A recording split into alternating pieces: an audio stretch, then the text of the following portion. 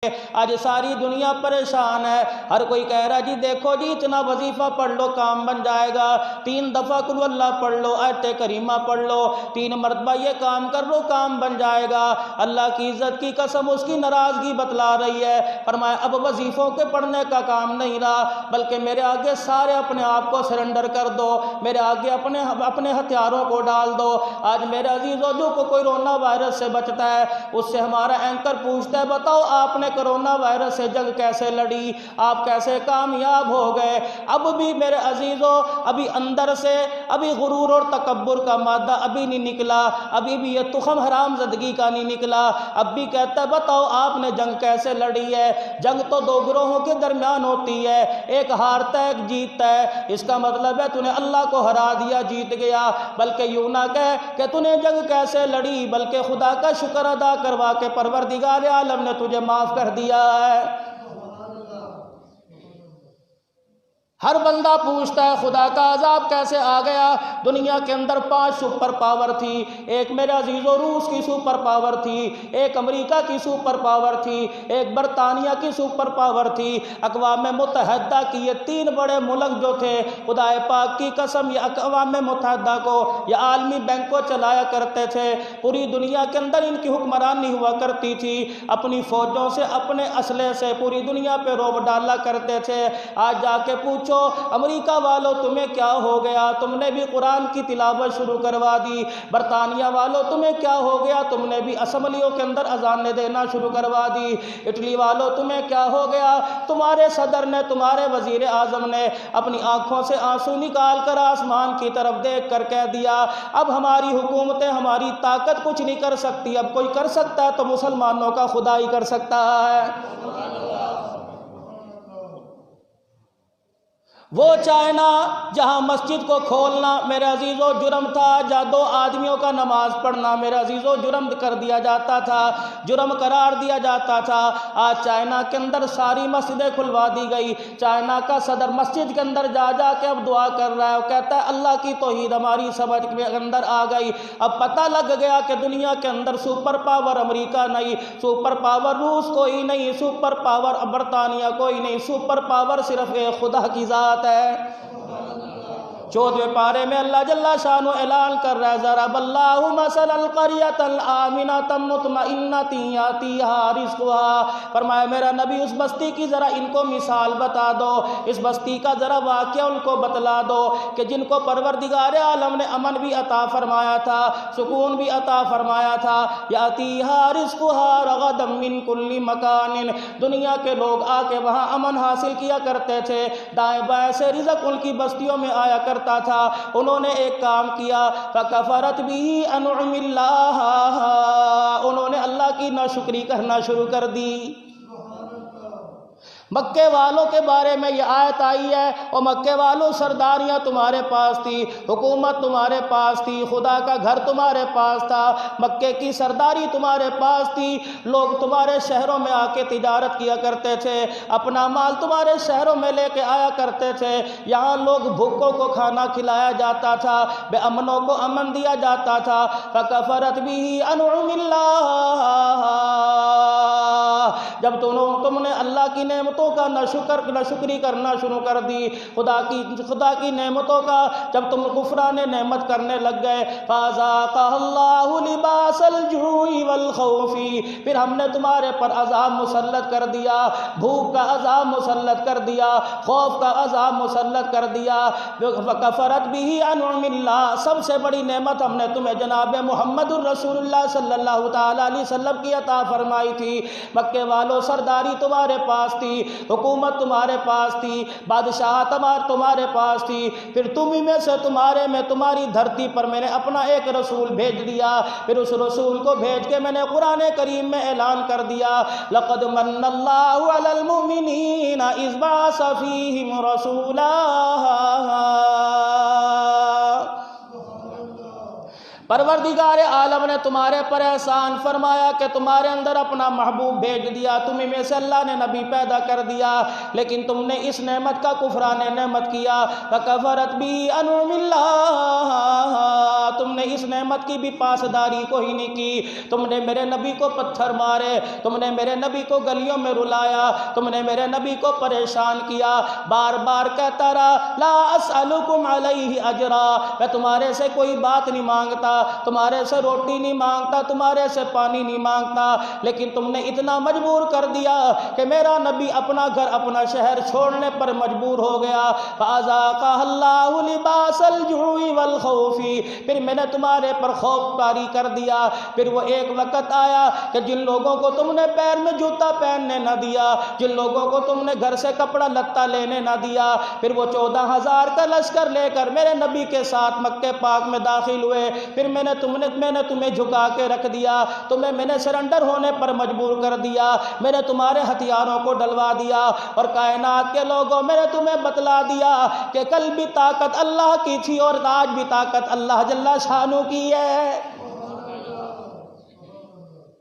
اب میرے عزیزو اس بستی کو سامنے رکھ کر اس بستی کا حال دیکھیں، ملک پاکستان کے اندر کیا اللہ کی نعمتیں نہیں تھی، موسم ہمارے پاس تھے، خدا پاک کی قسم دنیا کے مغربی ممالک میں لوگ دھوپ کو ترستے ہیں، دھوپ والا موسم ہمارے پاس ہے، گرمی والا موسم ہمارے پاس ہے، سردی والا موسم ہمارے پاس ہے، طرح طرح کے فروٹ ہمارے پاس ہے، طرح طرح کی جنس ہمارے پاس ہے، گندم اناج ہمارے پاس ہے، طرح طرح کا کپڑا ہمارے پاس ہے، معدنیات کے ذخائر ہمارے پاس ہے۔ میرے عزیزو ہم نے اللہ کا کس حال کے اندر شکر ادا کیا؟ کیا دو نمبری ہم نے نہیں کی؟ کیا سود کا بازار ہم نے گرم نہ کیا؟ کیا بیٹیوں کا حق ہم نے نہ دبایا؟ قدم قدم کے اوپر ہم نے جھوٹ نہ بولا؟ ہم نے اپنی تجارت کو دو نمبر طریقے سے استعمال کیا؟ میرے عزیزو کیا ہم نے اپنے نبی کے طریقوں کا مذاق نہ اڑایا؟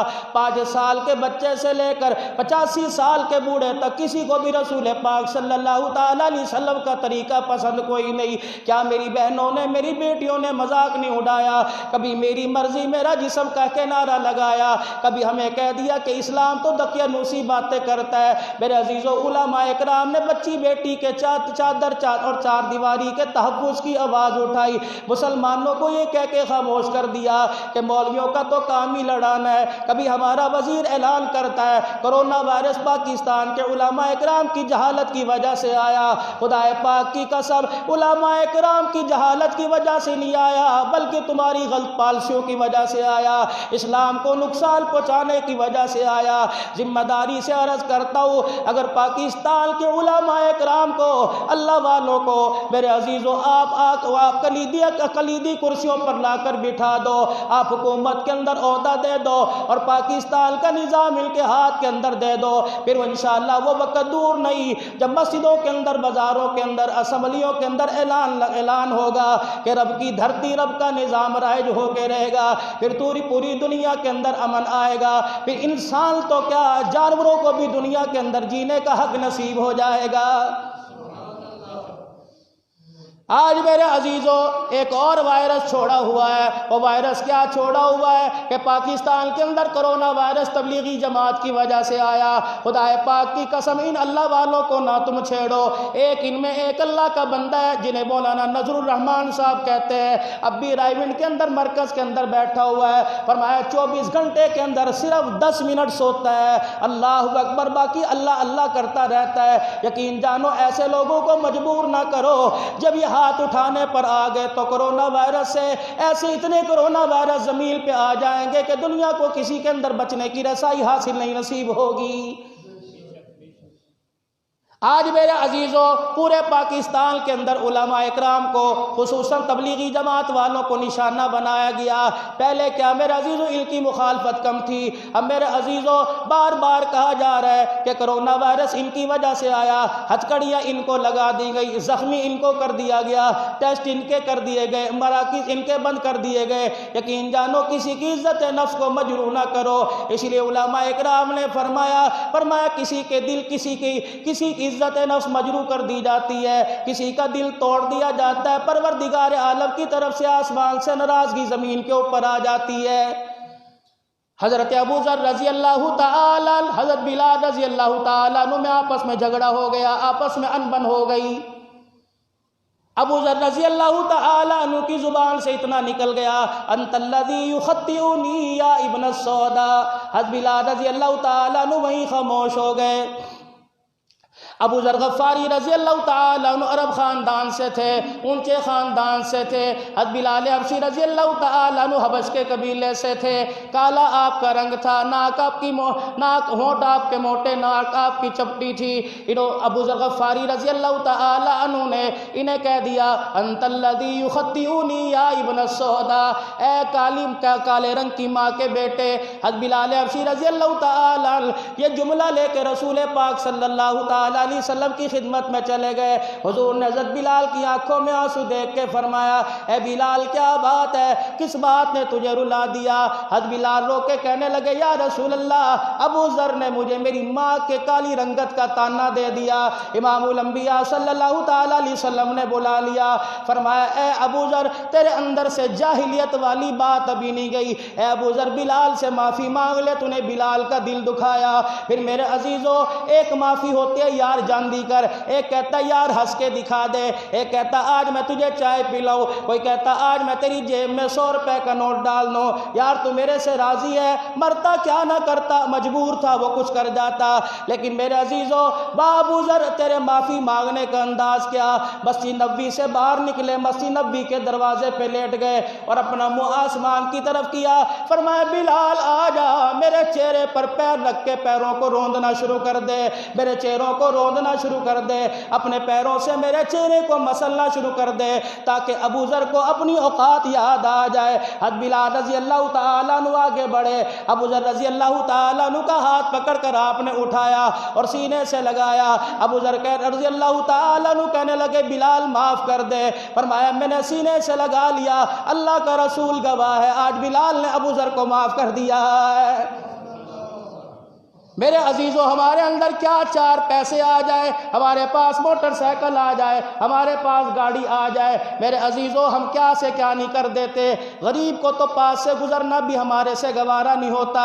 یقین جانو، آج ہمارے اندر یہ بیماری بہت بڑی ہے۔ پروردگار عالم اعلان کر رہے ہیں، میرا نبی اعلان کر دے، جب ایسے حالات پیدا ہو جائے، ایسی قوموں کے اندر بات آنی شروع ہو جائے، پھر اللہ کا عذاب طرح طرح سے آیا کرتا ہے۔ میرے عزیزو، یہ وائرس کیا ہے؟ میرے عزیزو، لوگ 2-2 لاکھ ڈالر دے کر دوسرے ملکوں کی نیشنلٹی حاصل کر لیا کرتے تھے۔ اللہ کہہ رہے ہیں، بھاگو، کہاں بھاگو گے؟ امریکہ میں امن نہیں ملے گا تمہیں، برطانیہ میں امن نہیں ملے گا تمہیں، سعودیہ کے اندر امن نہیں ملے گا۔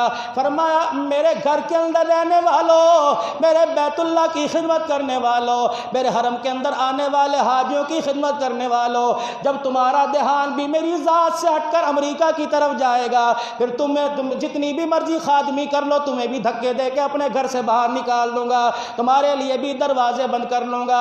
جب تک مسجد والے، بازار والے، کاروبار والے، دکان والے، حکومت والے، امریکہ والے، پاکستان والے، ہندوستان والے، آج میرے عزیزو، ہندوستان کا وزیر اعظم بھی ہاتھ جوڑ کے کھڑا ہو گیا اور کہتا ہے، اب تو آسمان سے ہی کوئی مدد آئے گی۔ خدا پاک کی قسم ہے، وہ کافر لوگ مسجدوں کے اندر آ گئے، ہمیں مسجدوں سے باہر نکال دیا گیا، اس سے بڑی اللہ کی ناراضگی کیا ہوگی؟ آج وہ میرے عزیزو، اب جلدی جلدی اللہ کے دربار میں توبہ کر لو، آپ بھی معافی مانگے، میں بھی معافی مانگو۔ خدا پاک کی قسم، یہ مذاق نہیں، اگر ناراضگی بڑھ گئی تو ہمیں زمین سے مٹانے میں اسے 1 منٹ نہیں لگے گا۔ اللہ سے معافی مانگ لو، گھر کے اندر بجائے نیٹ چلانے سے سارے بچوں کو اکٹھے کر لو، بیوی بھی ساتھ بیٹھ جائے، امی ابو کو بھی ساتھ بٹھا لو، 2 رکعت صلاۃ التوبہ پڑھو، 2 رکعت صلاۃ الاستغفار پڑھو، 2 رکعت صلاۃ الحاجت پڑھو، پھر لا الہ الا انت سبحانک انی کنت من الظالمین کا ورد کرو، درود شریف کا اہتمام کرو، پھر رو رو کے کہو، جا زندگی مدینے سے جھونکے ہوا کے لا، شاید حضور ہم سے خفا ہے منا کے لا۔ پھر مدینے والے کا واسطہ دے کے اللہ کے دربار میں ہاتھ اٹھاؤ اور اعلان کر کے کہہ دو، اللہ ہم نے اپنے آپ کو سرنڈر کر دیا، اللہ ہم نے ہتھیار تیرے قدموں کے اندر ڈال دیے، یا اللہ میں کچھ نہیں، میری ایٹمی طاقت کچھ نہیں، یا اللہ میں کچھ نہیں، میرے مادی اسباب کچھ نہیں، یا اللہ آسمانوں پر بھی حکومت تیری، زمین پر بھی حکومت تیری ہے۔